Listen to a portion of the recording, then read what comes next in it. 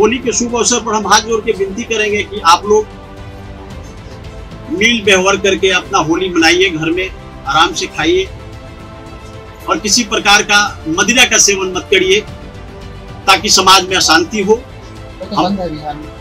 बंद तो है लेकिन बंद ना के बराबर है।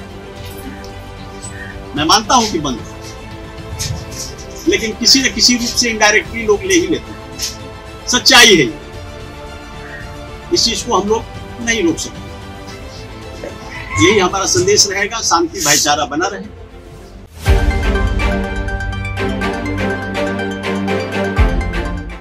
नमस्कार, आप देख रहे हैं द डेली टाइड और मैं हूं शुभ्रा। दानापुर नगर परिषद से भावी उपाध्यक्ष पद के उम्मीदवार भूपेंद्र यादव अपनी चुनावी तैयारियों में जुट गए हैं। इसी क्रम में उन्होंने मीडिया से बातचीत करते हुए नगर परिषद की कार्यशैली पर भी सवाल उठाया है। वहीं उन्होंने कहा है कि जनता ने अगर उन्हें मौका दिया तो वह आर्थिक रूप से कमजोर वर्ग के लोगों के लिए विशेष व्यवस्था करेंगे। मैं पूरे दानापुर नगर वासियों से हाथ जोड़ करके विनती है कि यदि आप लोगों ने अपना कीमती वोट दे करके मुझे उपाध्यक्ष के पद पर सुशोभित किया तो मैं आपकी आवाज बन करके नगर परिषद दानापुर से जो भी सुविधाएं होगी भारत सरकार या बिहार सरकार की, वह आपके घर तक मैं पहुंचाने का काम करूंगा। क्या लगता है कि अभी तक ये सुविधा जो सरकार की योजना होती है वो नहीं पहुंच पा रही, जिसके कारण आप चुनावी मैदान में? देखिए, ऐसा है, चुनावी मैदान में आने का मेरा मुख्य कारण ये है कि हायर एजुकेटेड लोग नहीं आ पाते हैं इलेक्शन में। सोशल तो सबको कहता है कि हम सोशल हैं, हम सोशल हैं, लेकिन ऐसा है नहीं। ये जो भी है, ये लोग आज तक आजादी से लेकर के आज तक इलेक्शन तो हुआ ही नहीं था, लेकिन हम लोग 25 सालों से देख रहे हैं कि एक ही व्यक्ति का कब्जा है दानापुर नगर परिषद का, और वहां लड़ाई होती है रिसोर्स का। वहां धन्ना सेठ लोग बैठे हुए हैं। किस तरह का रिसोर्स?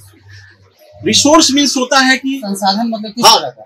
रिसोर्स मीन्स होता है कि जैसे आपका टैक्स का पैसा रोड बनाने के लिए आता है, गरीब लोगों को प्रधानमंत्री आवास योजना बनाने के लिए आता है। ये सारी सुविधाएं से हमारे दानापुर के गरीब जनता वंचित है।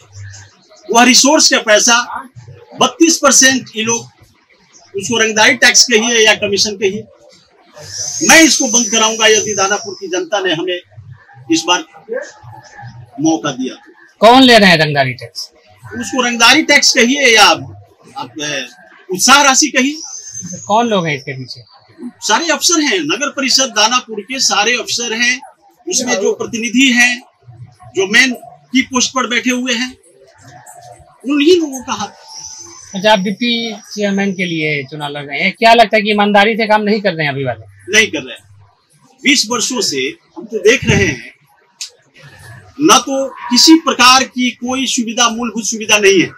प्रत्येक वार्ड में, दानापुर के 40 वार्ड में जाइएगा, रोड की स्थिति जर्जर है, नाली की स्थिति जर्जर है, वृद्धा पेंशन मतलब जिनको बनना चाहिए उनको नहीं बना, प्रधानमंत्री आवास योजना जिनको नीडी है उनको नहीं मिला,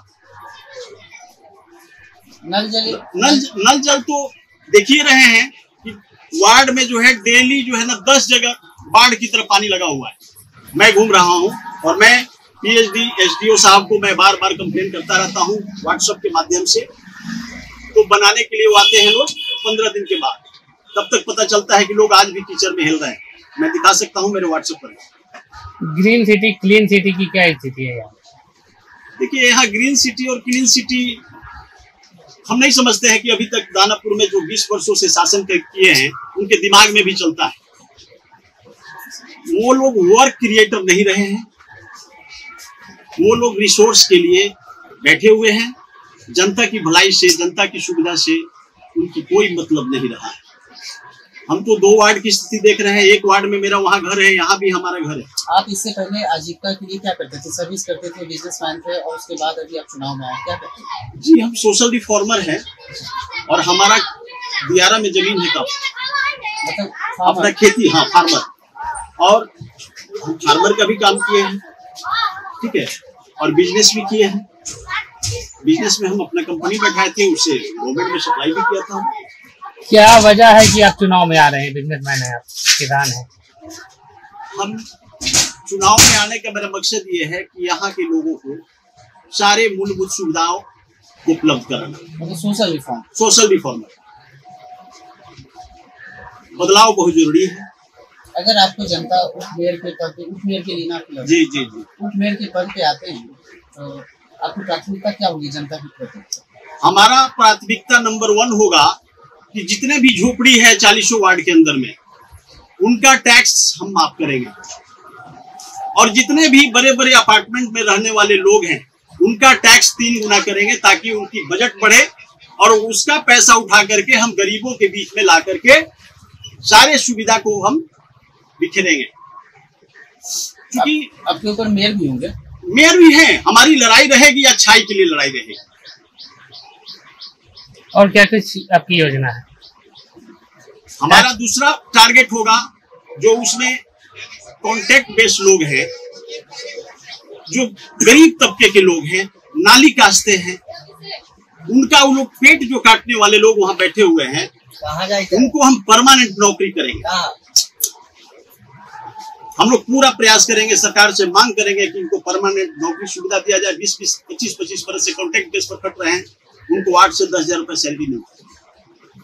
उनकी बच्चे का जीवन यापन सही ढंग से नहीं हो पाता है, जिसके कारण हमारा पूरा कोशिश है कि कुछ ऐसा वर्क क्रिएट हो जिसमें समाज आगे बढ़े, हमारा बच्चा पढ़े लिखे, और जितने बिहार में माननीय मुख्यमंत्री द्वारा चलाए जा रहे योजनाएं हैं, वो सारी योजनाएं को हम पटल पर लाएं।